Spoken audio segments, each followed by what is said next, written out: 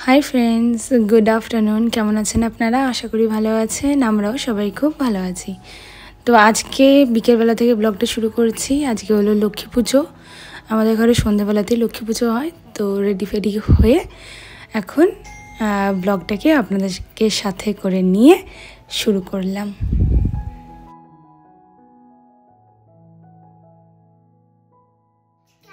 একটু সেজে নিলাম, আজকে আমাদের লক্ষ্মী পুজো হলো, আমার মেয়েও শিখে গেছে। তো হারটা কোথায় রেখেছি আমি খুঁজে পাচ্ছি না।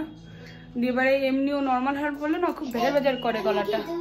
দুর্গা দেখতে যাচ্ছে হার পরবে। ও আচ্ছা, কি পাকা মেয়ে। তো একটু কালার করে নিলাম, কালারটা না করলে মুখটা খুব খারাপ লাগে। লিপস্টিকটা তো ম্যান্ডেটারি, মামনির শাড়ি, ব্লাউজটা আমার। চলুন নিচে যাই, দেখি মামনি কি করছে। দুপুরে একটা সুন্দর গন্ধ,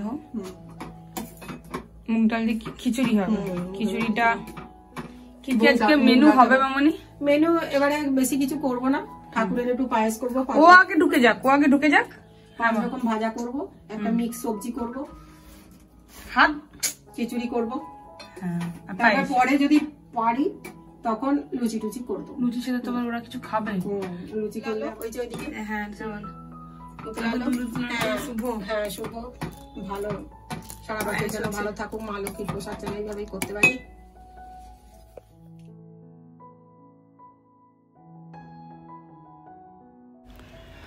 কুহু আজকে দুপুরবেলাতে ঘুমায়নি, তো কারণ আমারও সময় হতো না ওকে নিয়ে শোয়ানোর জন্য। তো নিচে ও নিজের মনে খেলছে। মামনিকে আমি একটু ওই আর কি, মামনির আমি হেল্পিং হ্যান্ড সামান্য সাহায্য করে দিচ্ছি, সবজিপাতি কেটে দিচ্ছি। মামনি ওইদিকে পায়েস টায়েস চাপাচ্ছে। কুমড়োটা এত শক্ত ছিল, ছুরিতে আর কুমড়োটা ছাড়ানো যাচ্ছিলো না। মামনিকে বললাম কুমড়োটা একটুখানি তুমি ছাড়িয়ে দাও, যা কুমড়ো শক্ত, একদম দরকচা। তো শাশুড়ি বৌমা মিলে এখানে কাটাকাটি শুরু করেছি। কুহু একদম আপন মনে নিজেই রেডি হয়ে গেল, শুধু চুলটুকু বেঁধেছি, নিজে জামা কাপড় টাপড় পরে একেবারে ও রেডি। তো সমস্ত এদিকে সবজিপাতি কাটাকাটি হচ্ছে, একদম সামান্য করে করছি, কারণ খাওয়ার মধ্যে শুধু আমি আর আমার শাশুড়ি মা, আর একটু পাশের বাড়িতে প্রসাদ দিই, ব্যাস, আর কিছু সেরকম করা হয় না। অন্যবার আর একটু বড় করে হয়, তখন মাসি থাকে, তখন সবাই মিলে কি করা হয়। এখন দুজনে মিলে আর পেরে উঠি না, অল্প স্বল্প যতটুকু করা যায় ততটুকুই করি। একটা পাঁচমিশালি সবজি করব, যেটা ভোগটা হবে, খিচুড়িটা হবে, 5 রকম ভাজা, পায়েস, বুঝতেই পারছেন যে এইগুলোই হবে। সবজিগুলো ভালো করে ধুয়ে রাখলাম। তো এতটা করেছি, তাতেও দুজনের জন্য অনেকটাই। তো টুকটাক করে ওই আর কি একটুখানি করা।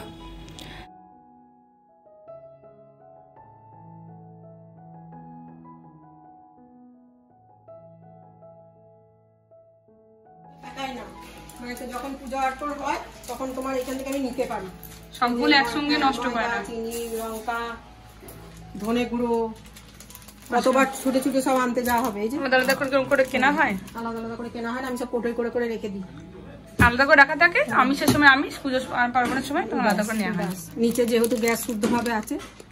পিঙ্কি এখানে কাজ করছে, বিকেল চলে এসছে। আজকে একটু মনে হচ্ছে লেট হয়েছে না আসতে। বাবা না বরের সাথে একটু গল্প করছিলাম যতক্ষণে সবজিটা ভাজা হচ্ছিল। মামনির দিকে বাকি যে ভাজাভাজি সবজি আছে সেগুলো ভালো করে নুন হলুদ মাখিয়ে রাখলো। পিঙ্কি দিয়েও চলে এসেছে, একটু ওই গল্প গুজারা কাজের ফাঁকে ফাঁকে যা হয়। তো আরও যদি মাসি টাসি থাকতো তাহলে বেশ ভালো লাগতো, কিন্তু এইবার একটু একা একাই ফাঁকা ফাঁকাই লাগছে, মনটা একটু খারাপ লাগেও। তো সবজিটার মধ্যে সমস্ত মশলা দিলাম, এখানে মামনি এখন ভাজছে।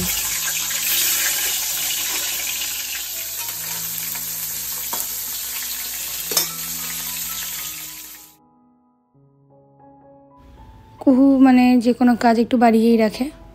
তো এলাচের পাতাটাকে খুঁজে পাচ্ছি না, কোথায় ফেলে দিল কি জানি। এখানে তো খেলাধুলা করছিল, তো একবার ওই জন্য খোঁজাখুঁজি করছি কোথায় রেখেছি। এবার কি হয় জানেন তো, আমাদের একটু ভুলো মনে হয় যে কোথায় রাখি ভুলে যাই।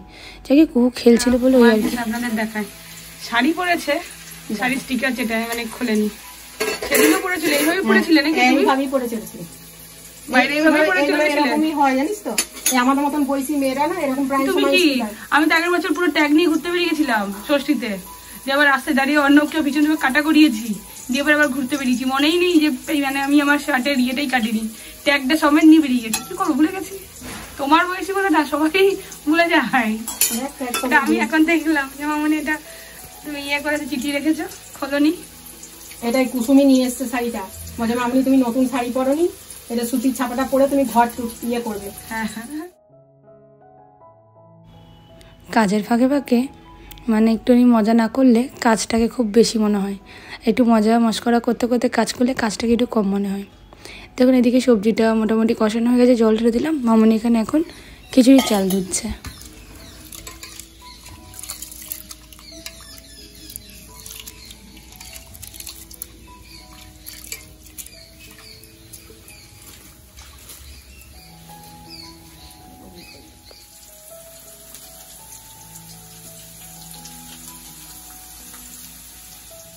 মামনির বাড়ি যাবার যে খিচুড়ি নাকি, এটা আমার আর মামনির জন্য। হ্যাঁ, খিচুড়ি তরকারি ভালো তো হয়।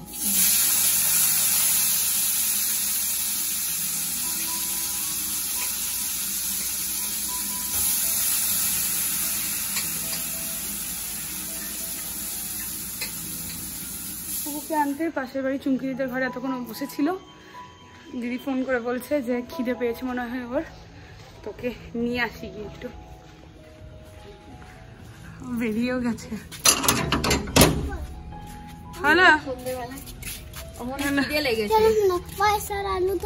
আরে দাঁড়া, পুজোই তো হয়নি এখন অব্দি। যা যা ঠাম্মা আছে যা। কুহুকে নিয়ে এলাম, ও এখন ওপরে খেলছে, দেখবো যে কি করছে না করছে, তারপরে গিয়ে খাওয়াবো ওকে একটুখানি মুড়ি করে। তো যে সমস্ত সবজি একটু বেশি ছিল সেগুলোকে ফ্রিজে রেখে দিলাম, ওগুলো আর লাগবে না, ওগুলো দিলে অনেকটা বেশি হয়ে যেত, অন্যদিন কোনো মানে সবজিতে হয়ে যাবে আবার। তো সেই জন্যই সমস্ত ফ্রিজে ঢুকিয়ে রাখলাম। তরকারিটা বেশ একটু মাখো মাখো হবে, জলটা এখনও আছে। খিচুড়িটা মামনি চাপানো হয়ে গেছে, সেদ্ধ যতক্ষণে হবে ব্যাস ওই আর কি। রান্না মোটামুটি কমপ্লিট হয়ে গেছে। কুহু ওপরে এসে এই খেলনাটা নিয়ে খেলছে, যদিও বা ফার্স্ট আমি পরে দিচ্ছি বলে আপনাদেরকে বলতে পারছি, এটা ভেঙে দিয়েছে অলরেডি, পরদিন সকালেই ভেঙে দিয়েছে।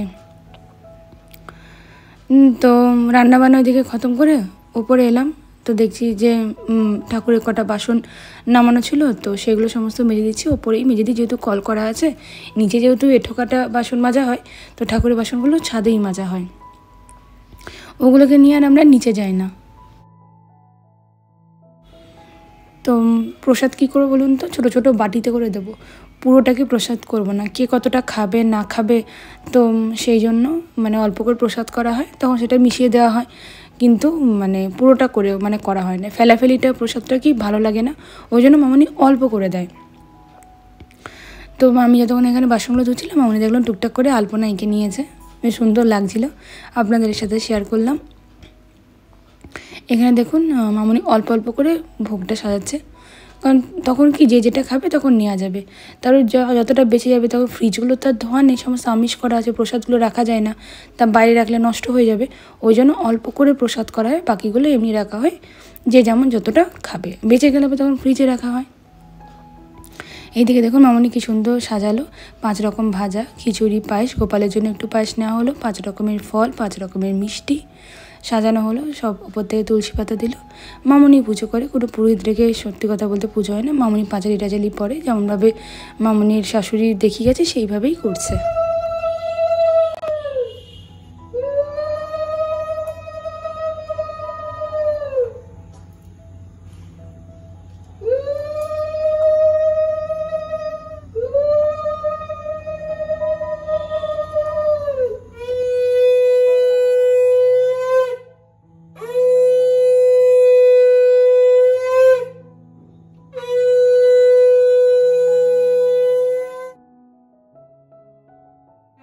এখনো দাঁড়িয়ে রয়েছে, এখন সবে প্রসাদ দেওয়া হয়েছে। এই ছি, আমার মেয়ে দাঁড়িয়ে রয়েছে সমানে খাবে বলে, মানে পায়েস খাবে, মিষ্টি খাওয়ার জন্য অস্থির হয়ে যাচ্ছে। আগে দেখাতে যাচ্ছে কোটা কোটা, হাত দিবি না, গড় ওখান দেবো দেবো, খইটা দেবো, খইটা খাবো, আর আলু খাবো, পায়েসও খাবো। ইয়ে বাপরে, বিরাট বড় একটা লিস্ট দিয়ে দিলি। উঠলো মন্ডা, আমার বর সঙ্গে সঙ্গে এখনই বসে গেল। আমার জন্য রাখবে কিন্তু একটা, আর পাউরুটি খেতে ভালোবাসি, পাউরুটি গুলো এনেছে, রাখবো কিন্তু আমার জন্য একটা। চারিদিকে এখন মামনি ওই ধুনো দেখাচ্ছে, গন্ধটা কি সুন্দর, ঘরটা পুরো ময়ময় করছে, পবিত্র পবিত্র লাগছে সবকিছু।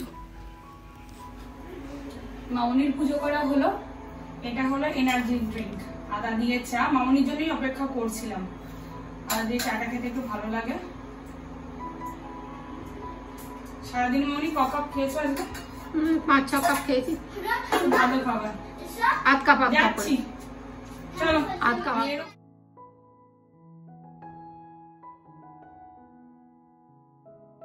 শাশুড়ি বৌমা মিলে 2 কাপ চা নিয়ে মামনি বিস্কুট নিয়েছে, পাউরুটি নিয়ে বসলাম।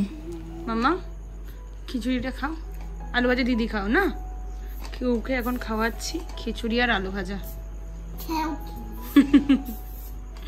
দুষ্টুমি করে করেই খাচ্ছে আর কি। কুকুর কাহা মানে খাওয়াটা হয়ে গেল, এরপরে আমি আর আমার শাশুড়ি মা বসছি। আমার বর এখনো খাইনি, আমার বরের জন্য এনেছে চাউমিন, ভেজ চাউমিন। ও বললো একটু পরে খাবে, খাক না, এটা অ্যাকচুয়ালি আদা তরকারি, অল্প করে দাও, থাকলে আবার কালকে হয়ে যাবে, আমরা কালকে চিন্তা করি। এটা খেতে খুব ভালো লাগে। হ্যাঁ, খিচুড়ি তরকারি করে প্রসাদ করা হয়েছে। কে খাবে? কেউ তো খায় না, আমার শাশুড়ি মশাই খেলো না, একটু মিষ্টি মিষ্টি নিল। আমার মানে স্বামীও তাই, পায়েস খেতে পারি না, এই প্যাকেটের দুধের খাই না। আমার বড় হয়তো একটু নেবে, প্রসাদ হয়তো একটু মুখে নেবো। হ্যাঁ, মামুনি বসলে এখানে খিচুড়ি নিয়ে, আর একটু নাও খিচুড়ি, আমি এখন খাই তরকারিটা নাও। তরকারিটা এতটাই রাখলাম। যদি আমার ব্লগটি ভালো লেগে থাকে আপনাদের, তো প্লিজ সাবস্ক্রাইব করে দেবেন, লাইক করবেন, কমেন্ট করবেন, শেয়ার করবেন। ভালো থাকবেন, সুস্থ থাকবেন, দেখা হচ্ছে আপনাদের সাথে নতুন একটা ব্লগ। Tata, good night.